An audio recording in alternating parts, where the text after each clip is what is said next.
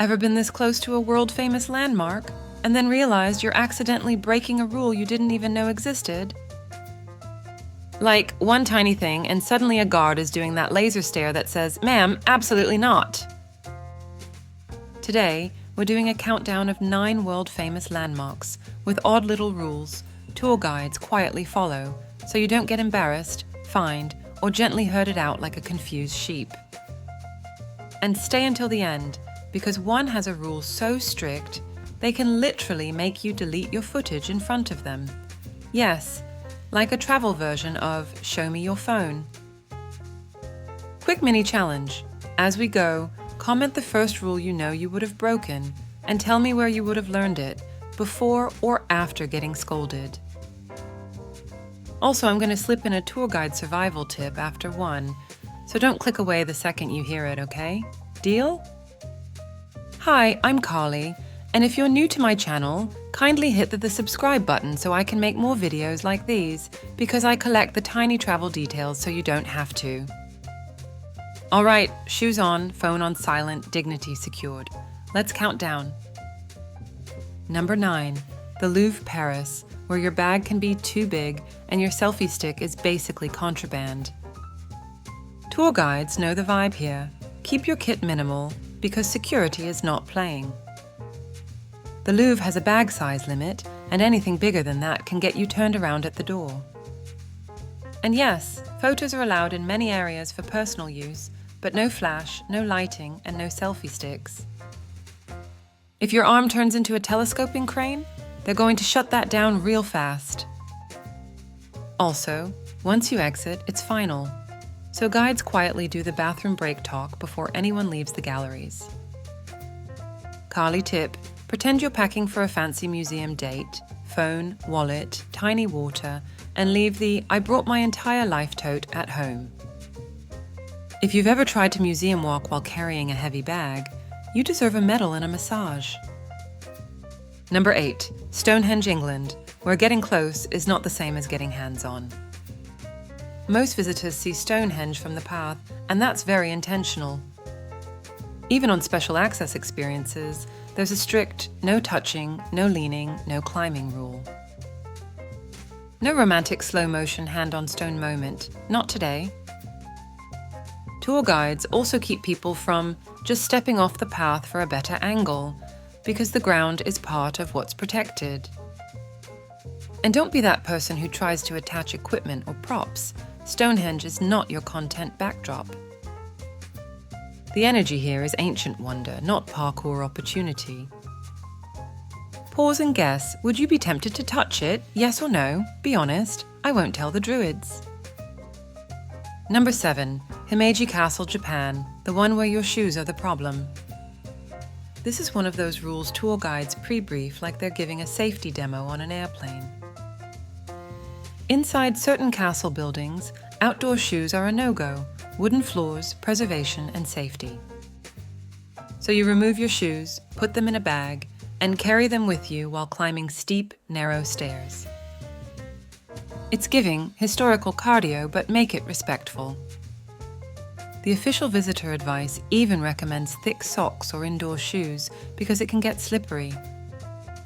Tour guides love a prepared group here because nothing slows down a line like someone going, "Wait, I'm barefoot?" Carly confession, if I ever do this, I'm bringing my nicest socks like it's a first date. And yes, this is your reminder to plan your outfit around the destination, not just the photo. Number 6, Sagrada Família, Barcelona, where cute outfit meets still a church. It's breathtaking, it's iconic, and it's also a Catholic basilica with rules. Dress appropriately, no swimwear, no see-through clothing, and there are requirements around how short is too short. Also, hats are not allowed inside the nave or museum, with some exceptions. And here's a big one people miss. Photo and video equipment isn't allowed inside the basilica unless you're authorized media. So tour guides don't stroll in waving gear like they're filming a Netflix special. This is why guides quietly advise bringing a light scarf or layer, because the dress code is enforced and nobody wants to lose a ticket over bare shoulders. Tiny respect at smoother visit, better experience, less drama. If you've ever panic bought a scarf outside a landmark, welcome. You are among friends. Number 5. Uluru, Australia, where the rule is really about respect. Uluru isn't just a pretty rock. It's sacred to Anangu, the traditional owners. And the climb? It's permanently closed. Climbing is a breach and penalties can apply. Tour guides treat this one carefully because it's not about missing an activity, it's about honoring a living culture. Also, drones are not allowed in the park unless authorized, so that casual, let's just fly it for sunset moment? Nope. And there are culturally sensitive sites where visitors are asked not to photograph or film. There's signage for no photo areas. So guides will quietly say, if you see a no photography sign, don't negotiate with it. Just don't. Cinematic breath moment. Imagine the sun dropping low, the rock glowing, and everyone going quiet. Not because they have to, but because it feels right. Okay, quick check-in.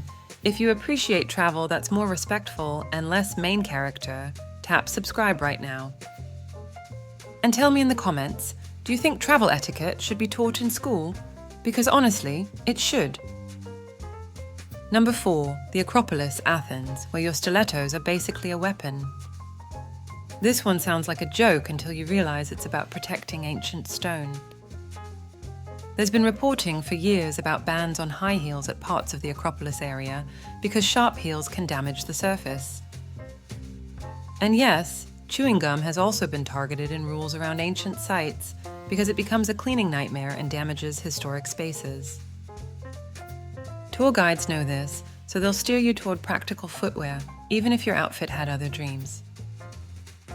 Also, the Acropolis is already a slip hazard in places. Smooth stone, crowds, sun, so flat shoes aren't just polite, they're smart.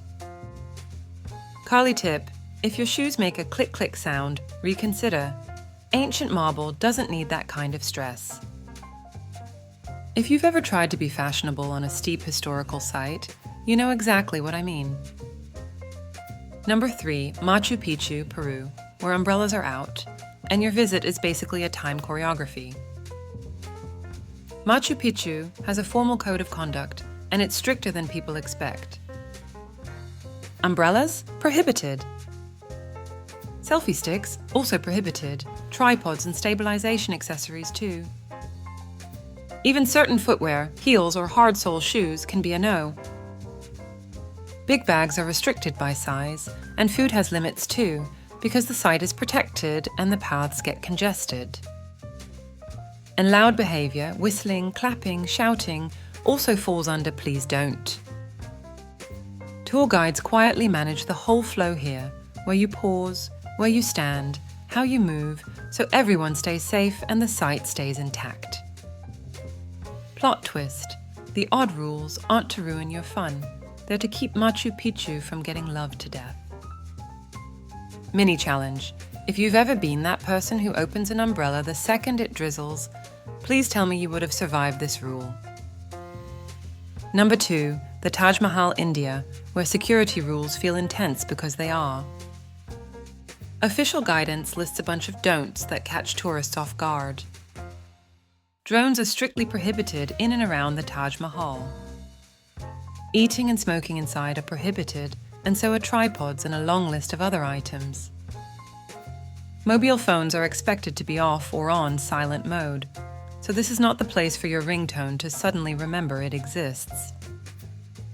Photography is prohibited inside the main mausoleum, another one people forget. And there's a practical note tool guides love. Avoid big bags and books because it slows security checks. Also, visitors are asked not to make noise inside the mausoleum, so guides do the pre-brief outside, then let the inside moment be quiet. Cinematic breath moment. Early morning light, that white marble glow, and a hush that makes you automatically lower your voice. If you want more videos like this, where I save you from awkward travel mistakes, like the video and subscribe. I'm building a whole library for you. Number 1, the Vatican Museums Sistine Chapel, where silence is not a suggestion. Inside the Vatican Museums, photography is generally allowed for personal use in many areas, without flash. But the Sistine Chapel is the hard stop. No photos, no videos, no exceptions for just one quick shot. And visitors are asked to observe absolute silence inside the Sistine Chapel. Tour guides know the workaround. They give you the art history context before you enter, because once you're inside, it's a quiet experience. Here's the wild part. The official visitor guidance says the guard staff can request the immediate cancellation of photo or video material taken against the rule. So yes, you can be asked to delete it right there in front of them. Also, mobile phones are forbidden in the Sistine Chapel, and the museums discourage phone use in exhibition spaces, so guides keep reminding everyone to go silent mode early. Okay, bonus tour guide survival tip, so you don't click away now. Before big rule-heavy landmarks, carry a tiny respect kit. One foldable scarf, a pair of decent socks, and a small bag, because those 3 things solve more problems than people realize. And if you want, I can make a printable respect kit checklist for different regions. Just comment kit and tell me what country you're traveling to. All right, bestie, tell me, which rule surprised you the most, and which one have you actually seen someone break in real life? If you enjoyed this countdown, my next long video is deliciously spooky. 8 stunning beaches hiding legends, curses, and guardian spirits. You're going to love it, because it's part travel, part folklore, and part, why does the ocean feel like it's watching me? Subscribe now so you don't miss it, and I'll see you in the next one. Wander, explore, discover.